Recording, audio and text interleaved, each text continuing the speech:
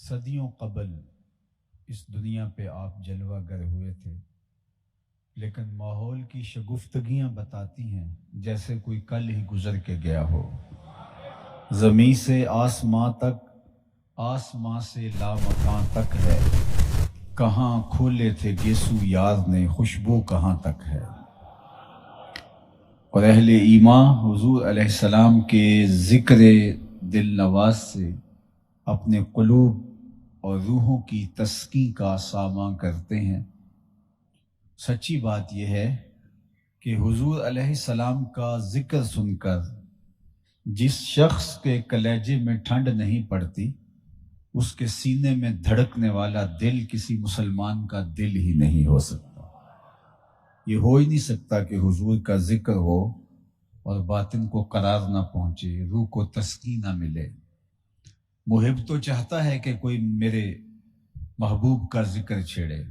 اعد ذکر نعمان لنا فإن ذکرہ هو المسک ما کررتہ یتضوع۔ امام شافعی کہتے ہیں میرے ممدوح کی باتیں چھیڑو، میرے محبوب کا ذکر کرو، میرے محبوب کا تذکرہ ایسی کستوری ہے، تم جوں سے چھیڑتے جاؤ گے خوشبو پھیلتی چلی جائے گی۔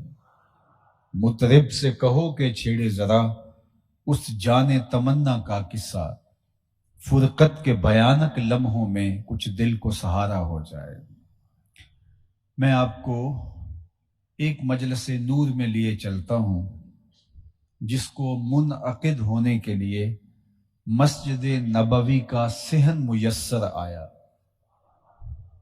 ہجوم عاشقاں ہے اور حضور علیہ السلام کے صحابہ مسجد کے ایک گوشے میں بیٹھ کے مجلس بپا کیے ہوئے ہیں۔ آقا کریم حجرہ انور میں تشریف فرما تھے کہ اچانک حجرے کا در کھلا اور آقا کریم مسجد نبوی میں تشریف فرما ہو گئے، اور جہاں صحابہ کی مجلس جمی تھی وہاں تشریف لائے اور کہا ما اجلسکم، صحابہ یہ جلسہ کاہے کا ہے، تمہارے بیٹھنے کا مقصد کیا ہے، کیوں بیٹھے ہو؟ تو انہوں نے جو جواب دیا وہ سنیے۔ انہوں نے کہا جلسنا نذکر اللہ و نحمدہ علی ما ہدانا لدینہ و من علینا بکا۔ حضور ہمارے بیٹھنے کا مقصد یہ ہے کہ ہم اللہ کی حمد بیان کر رہے ہیں، اس کا شکرانہ ادا کر رہے ہیں اس بات پر کہ اس نے ہمیں ہدایت دین دی اور آپ کی صورت میں ہمارے اوپر احسان فرمایا۔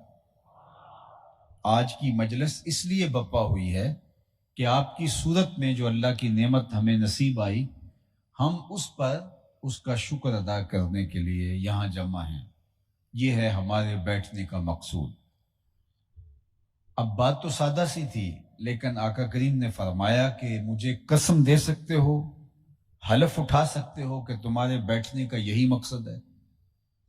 تو صحابہ نے برجستہ کہا جی حضور، ہم اس پہ حلف دینے کے لیے تیار ہیں۔ کوئی آپ سے پوچھے کہ آج یہاں اس ہال میں کیوں جمع ہو، تو آپ کا برجستہ جواب ہوگا حضور کے ذکر کو سننے کے لیے آج ہم یہاں آئے ہیں۔ تو اگر وہ کہے کہ نہیں قسم دو تو آپ کو حیرت کا جھٹکا تو لگے گا کہ یہ کوئی قسم لینے والی بات ہے، لیکن حضور نے جب کہا صحابہ تم اسی لیے یہاں بیٹھے ہو، اس بات پر قسم دے سکتے ہو؟ انہوں نے کہا جی حضور ہم قسم دے سکتے ہیں۔ تو آقا کریم نے فرمایا پھر قسم دیجئے۔ صحابہ نے باقاعدہ حلف اٹھایا۔ جب قسم لے چکے ان سے تو پھر آقا کریم علیہ السلام نے فرمایا کہ صحابہ میں تم سے یہ جو ابھی قسم لی ہے یہ کسی تہمت کی بنیاد پر نہیں تھی، تمہارے قول کی صداقت پر مجھے کوئی شک نہیں گزرا تھا کہ میں نے قسم سے تصدیق چاہی ہو، بلکہ ماجرا کچھ اور تھا، اور وہ یہ کہ تم یہاں بیٹھے تھے، میں حجرے میں تھا، اتانی جبریل علیہ السلام، میرے پاس جبریل امین حاضر خدمت ہوئے، فاخبرنی ان اللہ یباہی بکم الملائکہ، اور انہوں نے مجھے آ کے بتایا کہ اللہ جل شانہ آپ کے صحابہ کے یہاں مل بیٹھ کر آپ کی آمد پر اللہ کا شکر منانے پر اللہ فرشتوں میں فخر فرما رہا ہے۔ ان اللہ یباہی بکم الملائکہ، صحابہ تمہارے اس عمل پر اللہ فرشتوں میں ناز کر رہا ہے، دیکھو میں نے ان کو نعمت دی، کیسے قدردان نکلے اور اس نعمت پر شکرانہ ادا کر رہے ہیں۔ اللہ کی رحمتوں سے کوئی بعید نہیں کہ آج کی مجلس بھی قبول فرما لی جائے اور اللہ فرشتوں سے فرمائے دیکھو صدیاں بیت گئیں اور یہ آج بھی بیٹھ کر اس نعمت کا شکرانہ ادا کر رہے ہیں جو میں نے اپنے نبی کی صورت میں انہیں عطا فرمائی۔ اللہ اکبر۔ باقی رہی بات حضور کی صورت میں انعام خداوندی کے شکرانے کا حق ادا کرنا، تو یہ میرے اور آپ کے بس کا روگ نہیں ہے۔ ہمارے بدن پہ اتنے بال نہیں ہیں جتنے رسول اللہ کے احسانات ہیں۔ ہمارا بال بال قرض رسالت میں جکڑا ہوا ہے۔ ساری زندگی حضور کے ذکر کا چراغاں کریں، ان کے نام کی مجلسیں بپا کیے رکھیں، پھر بھی حق کے شکر ادا نہیں ہو سکتا۔ اس لیے کہ خدا شناسی تو بڑی دور کی بات ہے، ہم خود شناس بھی نہیں تھے اگر حضور نہ آتے۔ ہمیں اپنے آپ کا بھی نہیں پتا تھا ہم کون ہیں۔ مجھے بتائیے، انسان اشرف المخلوقات ہونے کے باوجود وَلَقَدْ كَرَّمْنَا بَنِي آدَمَ کا تاج اس کے سر پہ رکھا ہوا ہے، مسجود الملائکہ ہے، لیکن فرشتوں کا مسجود درختوں کے آگے، حشرات الارض، چوپایوں، اجرام فلکیہ، مظاہر فطرت، نہ جانے کس کس کے آگے اپنی پیشانی کے تقدس کو پامال کر رہا ہے۔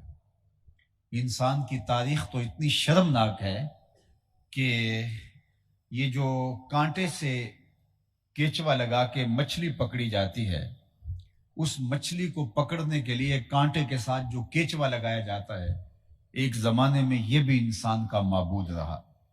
اس نے بچھوؤں کو، سانپوں کو، حشرات الارض کو اور کیچووں کو اپنا خدا مانا، چلتی ہواؤں کو، بہتے پانیوں کو اور جلتی ہوئی آگ کو اس نے اپنا معبود مانا۔ اس نے درختوں کو، نباتات کو، بہائم کو، چوپایوں کو، درندوں کو، مٹی کے مادوؤں کو، پتھر کے اصنام کو، لکڑی کے اوثان کو اور اپنے تراشیدہ بتوں کو اپنا معبود مانا۔ مجھے یہ بتائیے کہ جسے یہ بھی نہیں پتا تھا میں کون ہوں، وہ خدا شناسی کی منزل کیسے پا سکتا تھا؟ تبھی تو وہ درختوں کو پوج رہا ہے جو اس کی خدمت کے لیے بنائے گئے۔ وَالَّذِي خَلَقَ لَكُم مَّا فِي الْأَرْضِ جَمِيعًا، زمین میں جو کچھ ہے حضرت انسان کے لیے پیدا کیا گیا۔ یہ درخت اس لیے پیدا کیے گئے کہ اس کو چھاؤں فراہم کریں، اس کو پھل فراہم کریں، اس کے ایندھن کے کام آئیں، اسے آکسیجن دیں، لیکن یہ ان کو اپنا معبود سمجھ رہا ہے۔ یہ جانور اس کی سواری کے لیے، اس کی بار برداری کے لیے، اس کی غذائی ضرورتوں کی تکمیل کے لیے پیدا کیے گئے، لیکن یہ ان کو اپنا معبود سمجھ رہا ہے۔ یہ چاند، سورج، ستارے اس کی راہوں میں روشنی اجالنے کے لیے، اس کے ذوق نظارہ کی تسکین کے لیے پیدا کیے گئے، لیکن یہ ان کو اپنا معبود سمجھ رہا ہے۔ اپنے ہاتھوں سے مٹی گوندتا ہے اور پھر اس کی ایک شکل بناتا ہے، پھر آگ میں رکھ کے اس کو پختہ کر لیتا ہے اور پھر اس کے آگے اپنی پیشانی کے تقدس کو پامال کرتا ہے۔ اسے پتہ ہی نہیں تھا کہ یہ بے بس مجسمہ جو اپنے بدن پہ بیٹھی مکھی نہ اڑا سکے، وہ میری ضروریات کا کفیل کیسے ہو سکتا ہے؟ یہ تو میرے حضور علیہ السلام آئے جنہوں نے آ کے حضرت انسان کو بتایا کہ یہ تیرے معبود نہیں، تیری دہلیز کے نوکر ہیں۔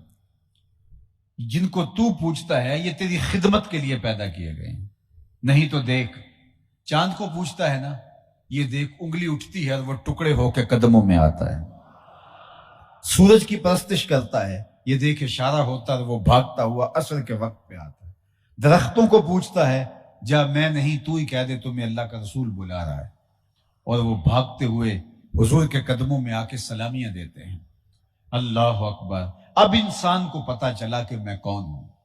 خود سے ملاقات اس کی اب ہوتی ہے جب حضور کا در نصیب ہوتا ہے۔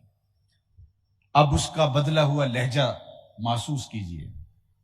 جب خود شناسی کا نور ملا، جب اپنے آپ سے ملاقات ہوئی اور اسے سمجھ آئی کہ کائنات تو میرے گرد گھوم رہی ہے، اے تماشا گاہ عالم روئے تو کجا بہر تماشا می روی۔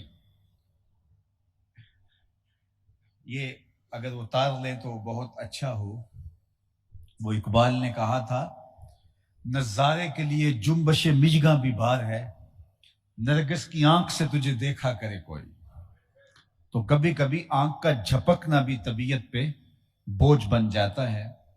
تو ہمارے ہاں جو محافل کا کلچر ہے اس میں یہ شور و غل بھی چلتا رہتا ہے اور محفل بھی چلتی رہتی ہے، نوٹ بھی اڑتے رہتے ہیں اور محفل بھی چلتی رہتی ہے، لیکن ہم آپ کا زیادہ وقت نہیں لیں گے۔ میری گفتگو 10 سے 15 منٹ کا سفر طے کر گئی ہے اور زیادہ سے زیادہ 30-35 منٹ کا سفر باقی ہے، تو اس لیے ایک ایک لمحے کی طرف مجھے اور آپ کو توجہ کرنا ہوگی، تو تاکہ یکسو ہوں گے تو پھر بات پہنچنے میں آسانی ہوگی۔ تو میں گزارش کروں گا کہ اپنی ساری توجہات سمیٹ کے آپ میری جانب لگا دیجئے گا تاکہ بات آپ تک پہنچ جائے۔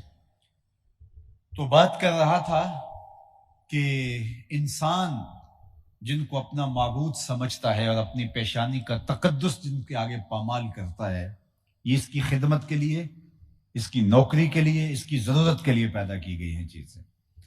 یہ تو حضور علیہ السلام آئے تو انسان کو بتایا کہ یہ تیرے خدمت گزار ہیں، تیرے معبود نہیں ہیں۔ اب انسان کو اپنے آپ سے تعارف ہوا، خود سے ملاقات ہوئی، اب اس کا لہجہ تبدیل ہو گیا۔ جب خود شناسائی کا نور ملا، اب اس کا بدلہ ہوا لہجہ ملاحظہ کیجئے۔ اب یہ بولتا ہے کہ فرشتہ کہنے سے میری توقیر گھٹتی ہے، فرشتہ کہنے سے میری توقیر گھٹتی ہے، میں مسجود ملائک ہوں، مجھے انسان رہنے دو۔ کہتا ہے کہ تم مجھے فرشتہ کہتے ہو تو اس سے بھی میری عزت میں فرق پڑتا ہے۔ اس کی ایکو اگر بالکل بند کر دے تو مہربانی۔ فرشتہ کہنے سے میری توقیر گھٹتی ہے، میں مسجود ملائک ہوں، مجھے انسان رہنے دو۔ تو اب انسان کی آنکھ کھلتی ہے اور اب اسے پتا چلتا ہے کہ میں کون ہوں۔ اب اسے اپنے مقام سے آگہی ملتی ہے۔ اب وہ بولتا ہے ستاروں سے آگے جہاں اور بھی ہیں۔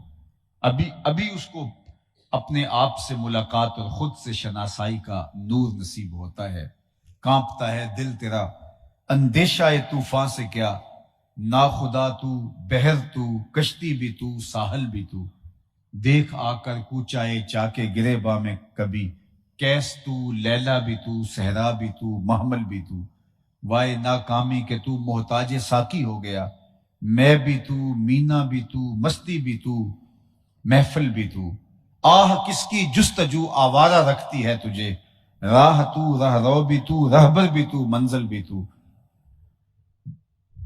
یہ اب انسان کو پتا چلا کہ میں کون ہوں، اور خود سے ملاقات اسے ہوتے ہی تب جب حضور کی دہلیز پر حاضر ہوتا ہے۔ اور جنہیں اس چوکھٹ پر حاضر ہونے کا شرف نہیں ملتا، وہ آج بھی اندھیرے میں ہیں، وہ آج بھی ظلمت میں ہیں، وہ آج بھی اپنے آپ سے آگاہ نہیں ہے۔ بالکل آپ کی ہمسائیگی میں انڈیا بستا ہے، پی ایچ ڈی ڈاکٹر ہے، کتنی بھاری بھرکم ڈگری ہے، لیکن بت کے آگے ہاتھ جوڑے کھڑا ہے اور اس سے اپنی حاجتیں طلب کر رہا ہے۔ اس کی ڈگری دیکھیے، پی ایچ ڈی ڈاکٹر ہے لیکن بت کے آگے ہاتھ جوڑے کھڑا ہے۔ دوسری جانب M B B S doctor ہے اور وہ گائے کے پیشاب کو تبرک سمجھ کے چسکیاں لے کے پی رہا ہے۔ اس کی طب نے اسے نہیں بتایا کہ اس کے اندر کتنا تعفن ہے، اس کی طبیعت میں کوئی نفاست نہیں ہے۔ اور میں نے اپنی مسجد کے وضو خانے میں ایک 8-9 سال کے بچے کو دیکھا کہ وہ اپنے پائنچے کو مل مل کے دھو رہا تھا۔ تو میں نے جھڑکنے کے لہجے میں کہا کہ اتنا تم نے پانی کھول رکھا ہے؟ تو وہ لجاجت بھرے لہجے میں مجھے جواب دیتا ہے، جناب میں گلی سے گزر رہا تھا، کسی جانور کے پیشاب کا چھینٹا میرے پائنچے پہ پڑ گیا ہے اور میں سکول جا رہا ہوں۔ میں حیرت میں ڈوب گیا کہ اس ڈاکٹر کو تو سمجھ نہیں آئی، اور یہ 8 سال کا بچہ جو سکول جا رہا ہے اور پائنچے کے اوپر کسی جانور کے پڑے ہوئے پیشاب کے غیر مری چھینٹے کو بھی گوارا نہیں کر رہا۔ اس 6 سال کے، 7 سال کے، 8 سال کے بچے کو سمجھ کیسے آ گئی اور اس ڈاکٹر کو سمجھ کیوں نہیں آئی؟ تو اندر سے جواب آیا کہ وہ ہے ڈاکٹر لیکن اس کے ہاتھ میں دامن میرے حضور کا نہیں، اور یہ ہے بچہ لیکن ماں نے گٹی میں پیار حضور کا دیا تھا، اس لیے تقدس اس کی روح تک اتر گیا ہے، اور اپنے پانچے پر غیر مری چھینٹا بھی گوارا نہیں کرتا۔ زندگی کا نور، زندگی کا جمال، زندگی کی خوبصورتی اور زندگی کا حسن حضرت انسان کو ملتا ہے تو میلاد والے رسول کی چوکھٹ سے ملتا ہے۔ اگر اس در پر نہ آئیں تو ظلمت ہی ظلمت، اندھیرا ہی اندھیرا۔ سید سلیم گیلانی مرحوم کا ایک شعر دیکھیے، میری ساری گفتگو کا اس کو خلاصہ قرار دینا چاہیں تو دے سکتے ہیں۔ نہ خرد کی روشنی تھی نہ جنوں کی آگہی تھی، نہ خرد کی روشنی تھی نہ جنوں کی آگہی تھی، تیری رہبری سے پہلے یہ جہاں جہاں نہیں تھا، تیرے آستاں سے پہلے کوئی آستاں نہیں تھا، میں وہ زمین تھی جس کا کوئی آسمان نہیں تھا۔ تو زندگی کا سارا نور، زندگی کا سارا جمال اور زندگی کی ساری خوبصورتیاں حضرت انسان کو ملی تو میلاد والے رسول کی چوکھٹ سے نصیب۔ بچہ بچہ اس کہانی کو جانتا ہے کہ باپ اپنی بیٹی کو زندہ درگور کر دیتا ہے کہ یہ میرے لیے باعث آر ہے، کل میرا کوئی داماد نہ کہلائے۔ اپنے ہاتھوں سے اپنی بیٹی کو گڑھا کھود کے اس میں دفن کر دیتا ہے اور اس پہ فخر کرتا ہے اور کہتا ہے میں نے اپنی پگڑی کا کلس بچا لیا، اپنی آبرو محفوظ کر لی ہے۔ کیا کیا ہے؟ میں نے اپنی بیٹی کو اپنے ہاتھوں سے زندہ درگور کر دیا۔ جس زمانے میں بیٹیوں کو زندہ درگور کر کے باپ فخر کر رہا تھا، میرے اور آپ کے آقا و مولا حضور ختمی المرتبت صلی اللہ علیہ وآلہ وسلم نے اس دور میں کلمہ حق بلند کیا۔ لوگ اس کو کلمہ تحسین کے روپ میں دیکھتے ہیں، لیکن میں کہتا ہوں یہ کلمہ جہاد بھی ہے۔ جس زمانے میں بیٹیوں کو قتل کر کے لوگ فخر کرتے تھے، میرے حضور نے کہا تھا فاطمہ میرے جگر کا ٹکڑا ہے۔ گویا دنیا کو عملاً پیغام دیا کہ بیٹیوں کو قتل کرنے والوں سن لو، بیٹیاں کس مرتبے پہ فائز المرام ہیں۔ اور جب سیدہ زہرا سلام اللہ علیہا حضور سے ملنے آتی تو حضور کھڑے ہو جاتے، فَأَجْلَسَهَا فِي مَجْلَسِهِ، اور اپنی مسند کے اوپر بٹھاتے، عزت اور تکریم دیتے۔ دنیا کو بتلایا کہ بیٹیاں وقار کی علامت ہے، بیٹیاں عزت کی علامت ہیں، بیٹیاں بوجھ نہیں ہیں۔ اور پھر آقا کریم نے فرمایا جو دو بیٹیاں یا دو بہنیں اللہ کی رضا کے لیے پروان چڑھائے، ان کی تربیت کرے اور پھر ان کا نکاح کر دے، قیامت کے دن وہ اس طرح میرے قریب ہوگا جس طرح یہ دو انگلیاں قریب ہیں۔ تو مجلس میں ایک صاحب تھے، انہوں نے کہا حضور اگر کسی کی دو بیٹیاں نہ ہوں، کسی کی ایک بیٹی ہو تو کیا یہ اعزاز اسے بھی ملے گا؟ تو آقا کریم نے فرمایا ہاں یہ اعزاز اس کا بھی ٹھہرا، لیکن ذرا اس کے پیچھے کا فلسفہ دیکھیے۔ گویا وہ اس بات کی حسرت کر رہا ہے کاش کہ میری بھی دو بیٹیاں ہوتی۔ کہاں بیٹی کو زندہ درگور کیا جا رہا ہے اور کہاں جس کی ایک بیٹی ہے وہ آرزو کر رہا ہے کہ کاش کہ میری بھی دو بیٹیاں ہوتی۔ تو پستیوں سے اٹھا کے اوج ثریا کی بلندیوں تک صنف نازک کو پہنچانے والے کون ہیں؟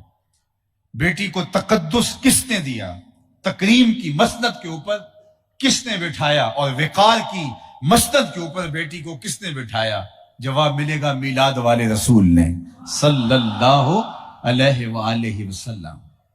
آپ جانتے ہیں کہ جس معاشرے میں بیٹی کی قدر نہیں تھی اس معاشرے میں بیوی کی کیا قدر ہوگی؟ آج کے اس دور میں جو مہذب دور کہلاتا ہے، اس دور کے اندر بھی ایسے لوگ مل جائیں گے جو بیوی کو پاؤں کا جوتا خیال کرتے ہیں۔ اور جس زمانے میں بیٹی کو رخصت کرتے ہوئے باپ آنسوں سے رو رہا ہوتا ہے، اس زمانے کے اندر بھی بیوی کے ساتھ یہ سلوک اور بیوی کے بارے میں یہ جاہلانہ خیالات، اور جس زمانے میں باپ اپنے ہاتھوں سے بیٹی کو زندہ درگور کرتا تھا اور فخر کرتا تھا، اس زمانے کے اندر بیوی کا کیا حال ہوتا ہوگا؟ اللہ اکبر۔ لیکن میرے اور آپ کے آقا و مولا حضور ختمی المرتبت نے بیوی کو جس مرتبے پہ رکھا، معیار مقرر کیا، خیرکم لأہلہ وانا خیرکم لأہلی، تم میں سے بہتر وہ ہے جو اپنے اہل خانہ کے ساتھ بہتر ہے، اور میں تم میں سب سے زیادہ اپنے اہل خانہ کے ساتھ بہتر ہوں۔ اللہ اکبر۔ اور بیویوں کے ساتھ حضور کا سلوک، رویہ، محبت اور الفت کی کائنات ہی نرالی ہے۔ ام المومنین سیدہ خدیجۃ الکبریٰ رضی اللہ تعالی عنہا، اللہ اکبر، اللہ کے محبوب ان کے ساتھ جو تعلق خاطر، جو محبت کا ربط رشتہ رکھتے تھے، پھر ان کے انتقال پر حضور نے اس سال کو عام الحزن قرار دیا۔ اللہ اکبر، حضور کے دو عظیم رشتے اس دنیا سے اس سال گئے، حضور کے چچا جان اور حضور علیہ السلام کی زوجہ محترمہ حضرت ام المومنین خدیجۃ الکبریٰ رضی اللہ تعالی عنہا۔ تو آقا کریم علیہ السلام اس سال کو عام الحزن قرار دیا اور جانور ذبح کرتے اور اس کے گوشت کے حصے حضرت خدیجۃ الکبریٰ کی سہیلیوں کے گھر بھیجتے۔ ام المومنین حضرت سیدہ عائشہ رضی اللہ تعالیٰ عنہ فرماتی ہیں کہ میرا ان سے جو رشتہ تھا تو مجھ سے نہ رہا گیا، تو میں نے ایک دن کہہ دیا، حضور آپ کو اللہ نے بہتر ازواج عطا کر دی، آپ اس خاتون کا ذکر بار بار کرتے ہیں بڑھاپے کی وجہ سے جس کے ہونٹوں کے گوشے بھی رنگ بدل گئے تھے۔ تو آقا کریم نے فرمایا عائشہ مجھے خدیجہ کے بارے میں تکلیف نہ دینا، جب پورے مکے نے میرا انکار کیا تھا اس نے میرا اقرار کیا تھا۔ اللہ اکبر۔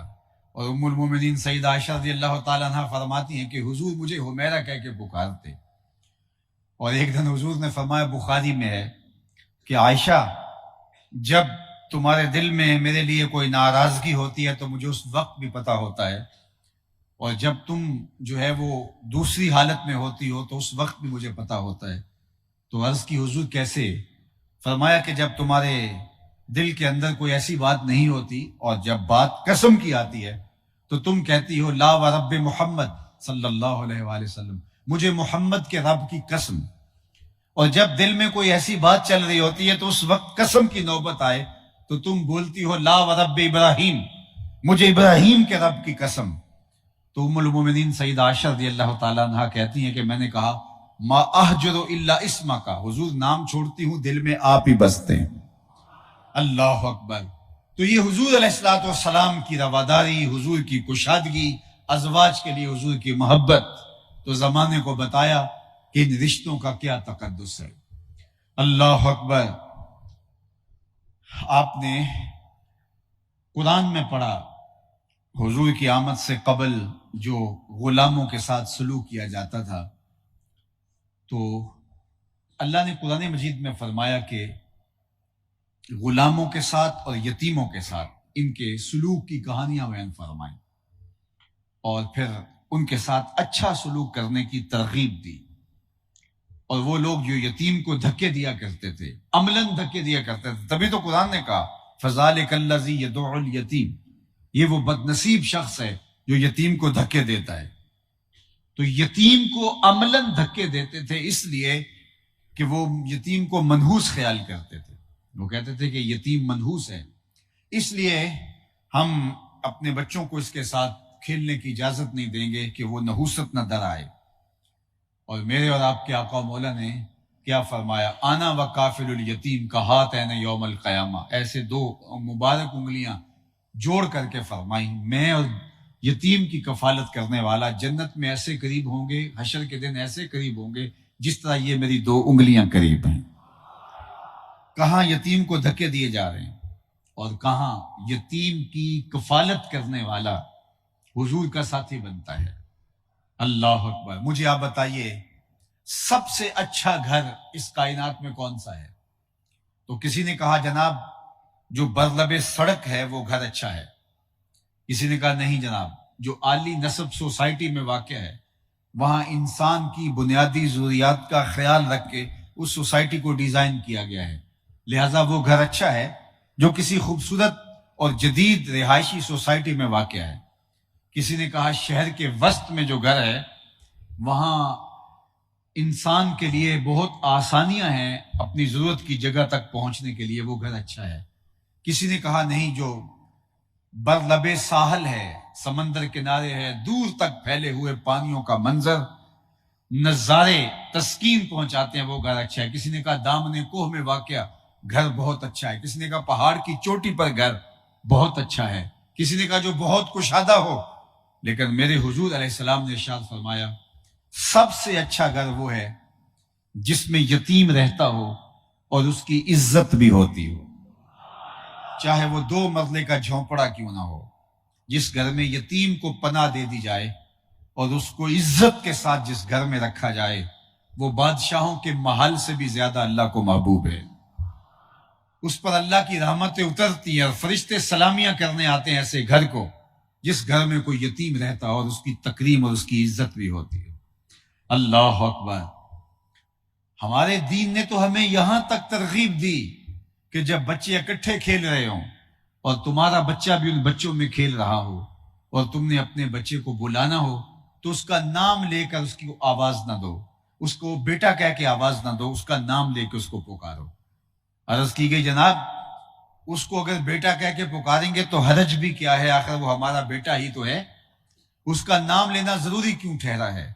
تو جواب آیا کہ جب بچے مشترک کھیل رہے ہوں تو اپنے بیٹے کو بیٹا کہہ کے آواز نہیں دینی، بلکہ تم نے اس کا جو نام رکھا ہے اس نام سے پکارنا ہے، اس لیے کہ اگر تم اس کو بیٹا کہہ کے آواز دو گے، ہو سکتا ہے کھیلنے والے بچوں میں کوئی یتیم بچہ بھی کھیل رہا ہو، اور تم جب اپنے بیٹے کو بیٹا کہہ کے آواز دو گے تو تمہارے لہجے کے اندر جو مٹھاس ہے اور بیٹا کہتے ہوئے جو سرور اور کیفیت پیدا ہوتی ہے تو اس کا دل دکھ جائے گا، میرا باپ ہوتا تو آج مجھے بھی بیٹا کہہ کے پکارتا۔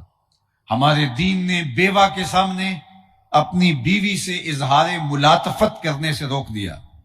بیوہ کے سامنے اپنی بیوی سے پیار کا اظہار نہ کرو، غریب کے سامنے اپنی دولت کی نمائش نہ کرو۔ اللہ اکبر۔ بلکہ میرے حضور علیہ السلام نے تو یہاں تک فرمایا اپنے گوشت کی خوشبو سے غریب ہمسائے کو تکلیف نہ دو، یا تو تھوڑا سا پانی زیادہ ڈال لو اور شوربے کی ایک پیالی ہمسایوں کے گھر بھی بھیج دو، اور اگر ایسا نہیں کر سکتے تو ایسے زاویے اور ایسے وقت میں کھانا پکاؤ جب غریب کے بچے سو چکے ہوں۔ ایسا نہ ہو کہ مزدور کے بیٹے بچے ضد کر بیٹھیں اور وہ ان کی ضد پوری نہ کر سکے، تو اس درد کا، اس دکھ کا مداوا کہاں ہوگا، اس درد کا درماں کہاں ہوگا؟ تو اس لیے تم اپنے گوشت کی خوشبو سے بھی غریب کو تکلیف نہ دو۔ یہ ہمارے دین کا مزاج ہے، ہمارا دین ہمیں اس بات کی ترغیب دیتا ہے۔ اللہ اکبر۔ ہمارے ہاں تو ایک رسم وکالہ ہے، جب ہم اپنی بیٹی کا نکاح کرتے ہیں تو اس کا جہیز چارپائیوں پہ پھیلا دیتے ہیں اور لوگوں کو دکھاتے ہیں کہ جناب دیکھو ہم نے اس قدر اپنی بیٹی کو دیا تو تم نے اپنی بیٹی کو، لوگوں کو دکھلاتے پھرتے ہو صرف داد وصول کرنے کے لیے، لیکن تم نے یہ نہ سوچا کہ تمہاری بیٹی کا جہیز دیکھنے کے لیے اس غریب کی بیٹیاں بھی آئیں، غربت کی وجہ سے جن کے رشتے قبول نہیں ہو رہے، وہ مزدور کی بیٹیاں جو بڑھاپے کے باوجود مزدوروں والے اڈے پہ جا کے بیٹھ جاتا ہے اور اس لیے رشتہ قبول نہیں اس کی بیٹی کا ہوتا کہ اس کے پاس دینے کے لیے کچھ نہیں ہے، اور جب وہ آج مزدوری نہیں ملی اور پھر خالی گھر لوٹتا ہے تو کوئی جانتا ہے اس کے قدم کتنے بوجھل ہوتے ہیں؟ کوئی سمجھتا ہے کہ اس کے قدموں پر کس قدر وزن ہوتا ہے؟ گھر کی دہلیز عبور کرنا اس کے لیے کتنا مشکل ہوتا ہے؟ تمہاری بیٹی کا جہیز دیکھنے کے لیے اس غریب کی بیٹی نے بھی سفر کیا اور وہ بھی آ کے تمہاری بیٹی کا جہیز دیکھ کے گئی، تم نے تو داد وصول کر لی، لوگوں نے کہا واہ واہ کمال ہو گئی، لیکن اس کے رشتے ہوئے زخموں پر پھاہا کون رکھے گا؟ اس کے درد کا درماں کون کرے گا؟ تارا ٹوٹتا سب نے دیکھا، یہ نہ دیکھا ایک نے بھی، کس کی آنکھ سے آنسو ٹپکا، کس کا سہارا چھوٹ گیا، اس درد کا مداوا کس کے پاس ہے؟ یہ میرے حضور کا دیا ہوا دین ہے، یہ میرے حضور کا لایا ہوا نظام شریعت ہے۔ لوگوں کا احساس کرنا، لوگوں کے دکھوں میں ان کے درد کا مداوا کرنا۔ اللہ کے محبوب علیہ السلام نے وضو کیا اور وضو کا پانی صحابہ زمین پہ نہیں گرنے دیتے اور اپنے ہاتھوں پہ لے لیتے ہیں اور اپنے چہروں پہ مل لیتے ہیں، اور جس کو وہ پانی میسر نہیں آتا وہ ان صحابہ کے گیلے ہاتھوں سے ہاتھ رگڑ کے اپنے چہروں پہ مل لیتے ہیں۔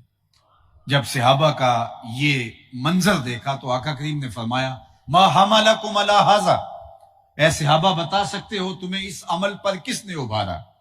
میں نے تو یہ حکم نہیں دیا کہ میرے وضو کے پانی کو بھی زمین پر نہ گرنے دو، یہ میرا تمہیں ترغیب دینے کا کوئی عمل تمہارے سامنے نہیں ہے، یہ تمہارا اپنی طرف سے مزاج ہے، لیکن بتاؤ اس کا داعیہ کیا ہے؟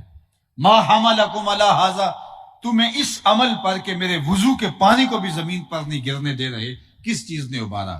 تو انہوں نے برجستہ کا حب اللہ و رسولہ ہی، اللہ اس کے رسول کی محبت نے ہمیں اس بات پہ ابھارا کہ آپ کے وضو کے پانی کو بھی زمین پر نہ گرنے دے۔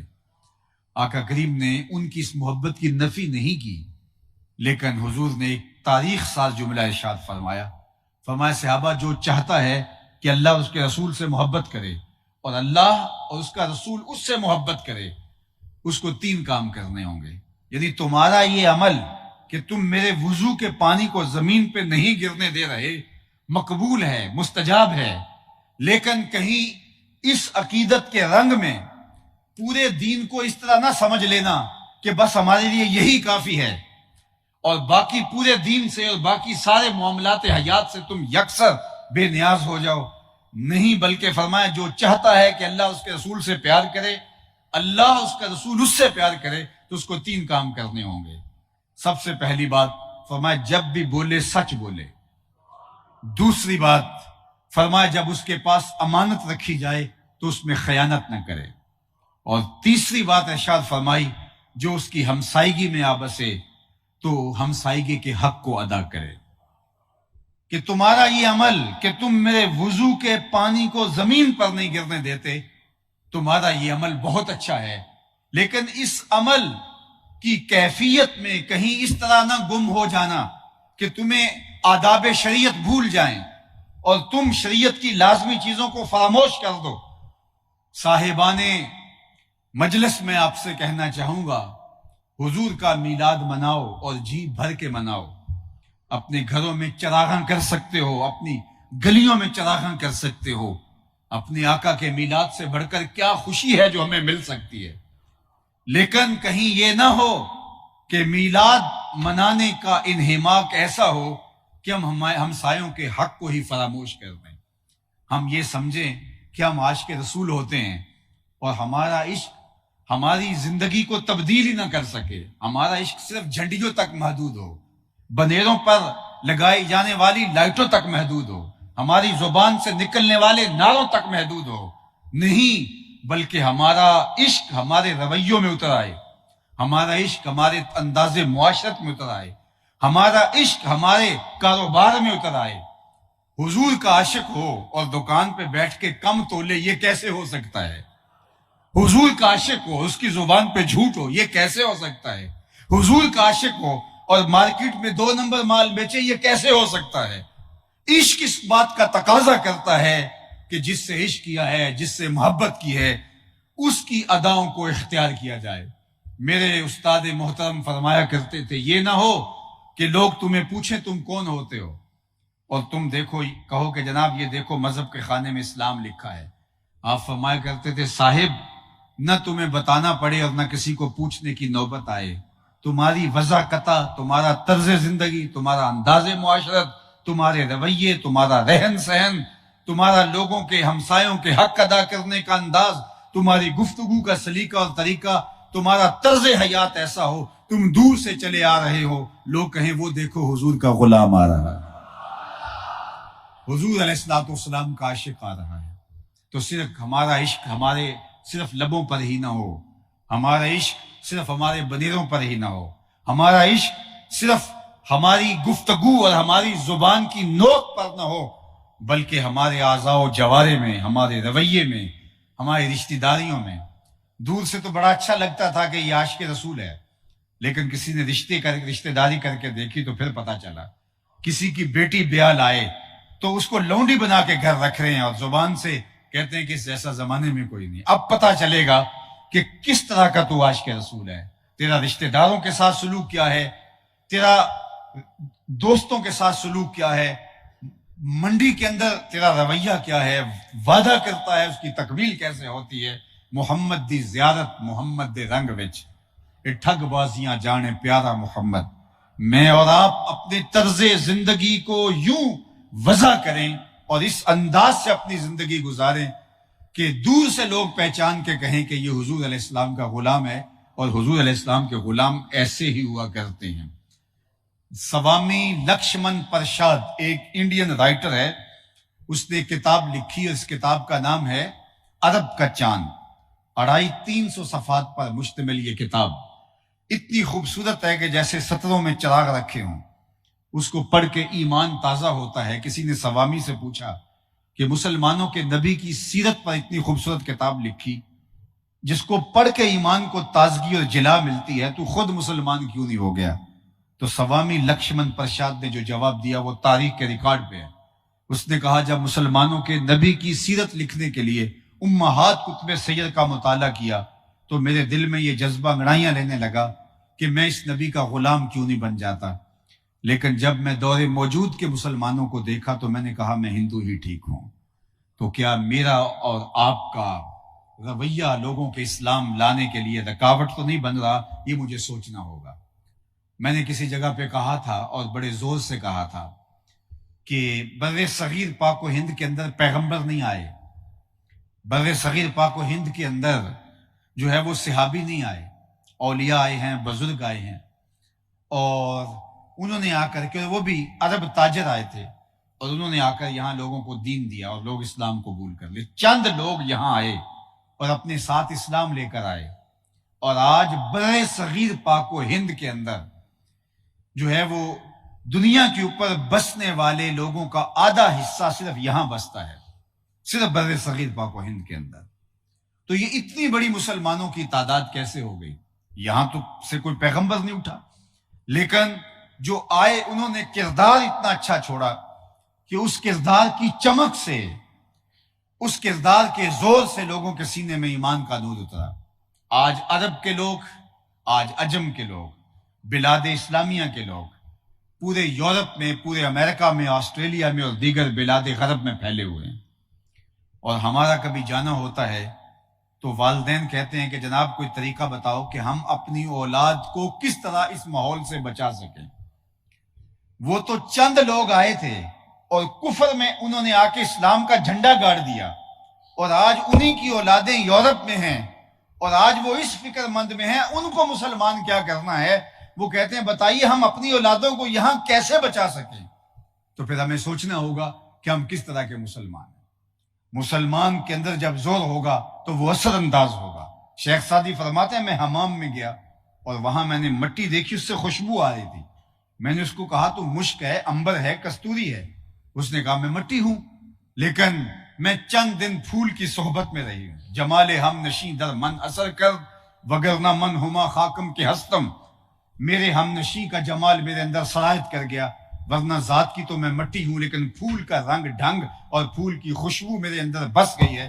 میرے استاد فرمایا کرتے تھے کہ مٹی کا اثر پھول میں نہیں ہوا تھا، پھول کا اثر مٹی میں ہوا تھا۔ مومن پھول ہوتا ہے، اس کا اثر جو ہے وہ کفر کے اندر ہوتا ہے، کفر اسلام کے دائرے میں آتا ہے۔ ہم کیسے مسلمان ہیں؟ ہم جب جاتے ہیں کفر کے دور میں تو ہم کہتے ہیں ہمارے اوپر اثر ہو رہا ہے، ہماری اولادیں ہمارے ہاتھ سے نکل رہی ہیں، تو پھر ہمارے لیے سوالیہ نشان ہے کہ ہم کس طرح کے مسلمان ہیں کہ ہم سے اپنی اولادیں نہیں بچ پا رہی۔ ہم دنیا کے اوپر کس طرح اسلام کا غلبہ کرنا ہے؟ اس لیے ہم نے دیکھنا ہے کہ ہم مسلمان کس طرز کے ہیں۔ اقبال نے کہا تھا دل مومن ہے تیرا نہ میرا، تو بھی نمازی میں بھی نمازی۔ ہمارا ایمان ایسا ہے کہ اس سے کفر خندہ زن ہے، کفر ہنس رہا ہے ہمارے ایمان پر۔ اس لیے ہمیں اپنے ایمان کو مضبوط کرنا ہوگا، اپنے باطن کو مضبوط کرنا ہوگا۔ اور میں سمجھتا ہوں کہ میلاد النبی صلی اللہ علیہ وآلہ وسلم کا موسم اپنے آقا و مولا کے ساتھ ہمارے تعلق کی مضبوطی کا ذریعہ ہے، عشق رسول کے فروغ کا ذریعہ ہے۔ لیکن مجھے افسوس سے کہنا پڑتا ہے کہ ہماری مجالس اور ہماری محافل یہ ان لوگوں کے ہتھے چڑھ گئی جو باقاعدہ جو ہے وہ دین کے نام پہ کاروبار کر رہے ہیں۔ یہ ایک بہت بڑی انڈسٹری بن گئی ہے، یہ مجالس، یہ محافل، اور میں کیا کہوں، آپ سب جانتے ہیں اس دور موجود میں، اس آگہی کے زمانے میں، اس شعوری دنیا میں، اس سوشل میڈیا کے زمانے کے اندر کوئی کسی سے مخفی نہیں رہا کہ کس کا کیا ریٹ ہے، اور کون حلق سے اوپر بولتا ہے اور کس کی آواز دل سے نکلتی ہے۔ اور پھر کیا ہوا، صفیں کج دل پریشاں سجدے بے ذوق، کہ جذب اندروں باقی نہیں ہے۔ ہماری آج سریلی اور دل آویز آوازیں، مکفہ اور مسجع خطبے بھی دلوں میں نہیں اترتے، اور بلال کا اشہد بھی اندر کو ہلا کے رکھ دیتا تھا۔ اشہد و بلال عند اللہ اشہد، بلال کا اشہد بھی اللہ کے ہاں اشہد مان لیا جاتا تھا، اس لیے کہ وہ اندر سے بولتے تھے اور ہماری صرف زبان طوطے کی طرح بولتی ہے۔ تو کہا کہ اگر تم اپنے آپ کو بدلنا چاہتے ہو اور اپنی زندگی کو تبدیل کرنا چاہتے ہو تو اپنے رویوں میں، اپنے انداز میں تبدیلی لاؤ۔ میں کہتا ہوں ضرور اپنے بنیرے پہ چراغاں کرو، میلاد کا موسم ہے اور اس میں کوئی حرج نہیں ہے۔ جو لوگ اس پر بات کرتے ہیں مجھے اس پہ بھی حیرت ہوتی ہے، کیا حضور کا ذکر کرنے کے لیے بھی کوئی دلیل چاہیے؟ اپنے محبوب سے محبت کرنے کے لیے بھی کوئی دلیل چاہیے؟ کبھی ایسا ہوا ہے کہ بات پھولوں کی چھڑی ہو اور بلبل کہے کہ لکھا کہاں ہے؟ بات شمع کی ہو رہی اور پروانہ دلیلیں ڈھونڈ رہا ہو، اور یہ بھی ممکن نہیں کہ بات سرکار مدینہ کی ہو رہی ہو اور امتی کو کسی دلیل کی ضرورت ہو۔ محب کے لیے اس سے بڑا سرمایہ کوئی نہیں کہ کوئی اس کے محبوب کا ذکر چھیڑ دے، اور ہمارے لیے تو ان کا نام، ان کا ذکر اس قدر قرار قلب اور تسکین ہے جہاں ہے کہ جو ہی ان کا نام لبوں پہ آتا ہے روح تک ٹھنڈک اترتی ہے۔ ان کا نام لبوں پر آئے میٹھا میٹھا منہ ہو جائے، ان کے بول بہاروں جیسے اور اصحاب ستاروں جیسے، ان سا پیارا اور نہ کوئی، ان سے بچھڑ کے لکڑی روئی، جب وہ سیر کو جایا کرتے سر پہ بادل سایا کرتے۔ ہم تو اس نبی کے ماننے والے، لیکن میں آپ سے بھی کہوں گا کہ آپ کا عشق صرف بنیروں پر چراغاں تک محدود نہ رہے۔ جس طرح بنیروں پر چراغاں کر لیا، کوئی دیا لے کے دل کی اندھیر نگری میں بھی آؤ، کوئی چراغ یہاں بھی روشن کرو۔ جس طرح گلیوں میں صاف صفائی کر رہے ہو کہ یہاں سے جلوس گزرنا ہے، وہاں سے کوڑے کرکٹ کے ڈھیر اٹھا کے پھینک رہے ہو، کیوں صاحب؟ کہا پتہ نہیں میلاد کا موسم ہے، یہاں جلوس گزرنا ہے۔ جس طرح گلیاں صاف کی ہیں، کوئی جھاڑو لے کے دل نگر کی گلیوں میں بھی آؤ۔ یہاں بھی حسد کے کوڑے پڑے ہوئے ہیں، یہاں بھی جو ہے وہ حقد کے، بغض کے، کینے کے اور نفرتوں کے ڈھیر لگے ہوئے ہیں۔ کوئی کوڑا لے کے آؤ اور دل کی دنیا میں بھی اترو اور دل کی گلیاں بھی صاف کرو۔ تمہارے دل کی گلیاں بھی صاف ہوں اور تمہارے محلے کی گلیاں بھی صاف ہوں، تمہارا ظاہر بھی پاکیزہ ہو، تمہارا باطن بھی پاکیزہ ہو۔ چوں بنام مصطفیٰ خانم درود، از خجالت آب می گردد وجود، عشق می گوید کہ محکوم غیر، سینہ تو از بتا مانند دیر، تا نداری از محمد رنگ و بو، بر زبان خود میالہ نام او۔ اور اگر اس کا ایک شعر میں ترجمہ کرنا چاہوں تو میرے شیخ نے کہا، یاری لا تو پاک نبی سنگ، اے پر پوری یاری، پھر درود قبول ہے تیرا لکھ نہ لوں ایک واری۔ اس لیے اپنے اس دل کو ان کی آماج گاہ بنائیے، اپنے باطن کے قرار اور تسکین کا سامان کیجیے، اور من میں چراغاں کیجیے اور باطن میں روشنیوں کا سامان کیجیے۔ گزرتے ہوئے لمحے، یہ تیزی کے ساتھ بڑھتا ہوا آگے وقت، ان سارے اوقات کو، ان ساری گھڑیوں کو اللہ اور اس کے رسول کے نام پر لگا دیجئے، اور اپنا ظاہر بھی، اپنا باطن بھی، چونکہ تقاضا محبت کا یہ ہے کہ محبوب کا حکم تو دور کی بات ہے، اس کی منشا اس کے لیے کافی ہوتی ہے۔ مدینہ المنورہ کی ایک گلی سے حضور گزر رہے تھے اور ایک انصاری صحابی کا مکان بن رہا تھا، اور وہ جو تعمیر کی ہیئت تھی حضور کو اس طرح کے مکان پسند نہیں تھے۔ حضور علیہ السلام نے پوچھا یہ کس کا مکان ہے؟ کہا فلاں کا۔ حضور گزر گئے، کسی نے اس کو جا کے بتایا حضور گزرے تھے، تیرا مکان دیکھا تھا، چہرے پہ پسندیدگی کے آثار نہیں آئے، شاید حضور نے پسند نہیں کیا۔ 2-4 دن گزرے، حضور دوبارہ پھر وہاں سے گزرتے ہوئے دیکھا کہ ملبے کا ڈھیر پڑا ہوا ہے، تو آقا کریم نے پوچھا یہ مکان تھا؟ اس کی حضور اس نے گرا دیا ہے۔ فرمایا اسے بلاؤ، بلایا گیا، کہا میں گزرا تھا اور تیرا مکان دیکھا تھا اور آج ملبے کا ڈھیر دیکھ رہا ہوں۔ عرض کی حضور میں نے گرا دیا ہے۔ فرمایا کیوں؟ عرض کی سنا تھا آپ کو پسند نہیں، سنا تھا آپ کو پسند نہیں، میں سر سے لے کر پاؤں تک دیکھوں میرا کیا کیا حضور کو پسند نہیں، میں عقیقے ولیمے سے لے کر کے اپنی زندگی کی آخری سانس تک دیکھوں میرا کیا کیا حضور کو پسند نہیں ہے، میں اپنی نجی زندگی سے لے کے سیاسی حیات تک دیکھوں میرا کیا کیا حضور کو پسند نہیں ہے۔ بحرین سے ایک صحابی آئے، حضور کو انہوں نے سلام کیا، آقا نے رخ پھیر لیا، جواب نہیں دیا۔ وہ سمجھے شاید حضور کی توجہ نہیں ہوئی، تو جدھر حضور نے رخ کیا تو ادھر سے جا کے سلام کیا، تو آقا کریم نے پھر رخ کا پھیر لیا۔ سمجھ گئے کہ حضور ناراض ہیں، لیکن انہیں یہ سمجھ نہیں آ رہی تھی کہ ناراضگی کی وجہ کیا ہو سکتی ہے۔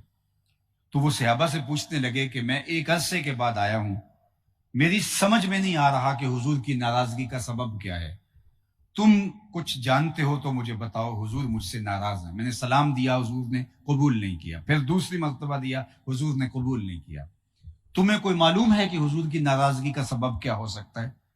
تو انہوں نے کہا کہ یہ جو تم نے سونے کی انگوٹھی پہن رکھی ہے، حضور اس سے منع فرما چکے ہیں، ان الذهب والفضة حرام لذکور امتی، سونا اور چاندی میری امت کے مردوں کے لیے حرام ہے۔ جو تم یہاں تھے نہیں اور تمہیں یہ حکم معلوم نہیں تھا، تو شاید حضور اس کو آتش دوزخ کا انگارہ قرار دے چکے ہیں، تو ناراضگی کا سبب شاید یہ ہو۔ وہ آگے بڑھے اور ایسے انگوٹھی اتار کے حضور کے ہاتھ میں دیتے ہوئے کہا، حضور اس لیے ناراض ہیں تو یہ رہی۔ حضور نے انگوٹھی پکڑی اور یوں پھینک دی۔